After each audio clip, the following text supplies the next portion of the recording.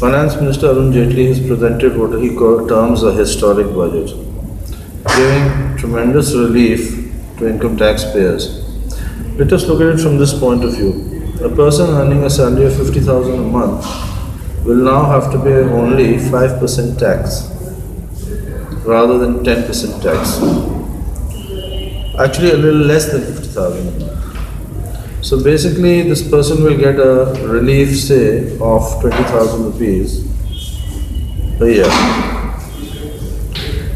The question arises here is it possible for a person to make two ends meet in 50,000 a month?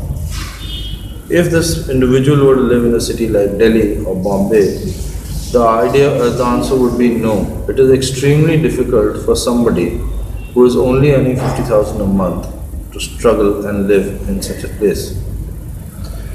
Cost of housing, cost of transport, eating out, all these things take away a sizable part of a person's salary. Apart from this, if the person is married, has children, has to send them to school, there is an issue of school fees. School fees could range from anything from 2,000 rupees a month to 7,000 rupees a month per child. Given these circumstances, the government has to look at other issues, not just income tax here. For example, housing. How affordable is affordable housing? Or should the government create infrastructure for housing and give this housing on rent to salaried employees, whether they are in the private sector or in the government sector? Government sector employees in any case are entitled to housing at 10% of their salary. They are also entitled to government schools like the central schools, which have a reasonable fee structure and a very high standard of education. Private sector employees, on the other hand, have none of these facilities and have to cough up whether it's school fees or transportation or high rentals to maintain a particular standard of living. Maybe the government needs to think in terms of other things like giving fee coupons for schools, which should be acceptable in all schools, and the government should reimburse these schools rather than schools charging arbitrary fees on their own.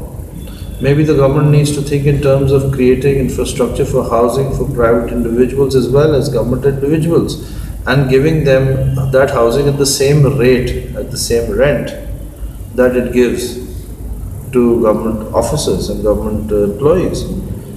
The other issue of medical fees and medical insurance, is it commensurate with the facilities that a private citizen gets?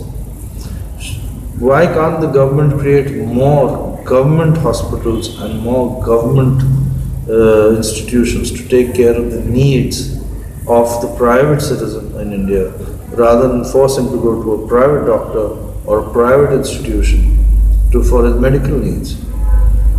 I think the next budget should focus more on these things rather than giving cosmetic relief to people who pay income tax.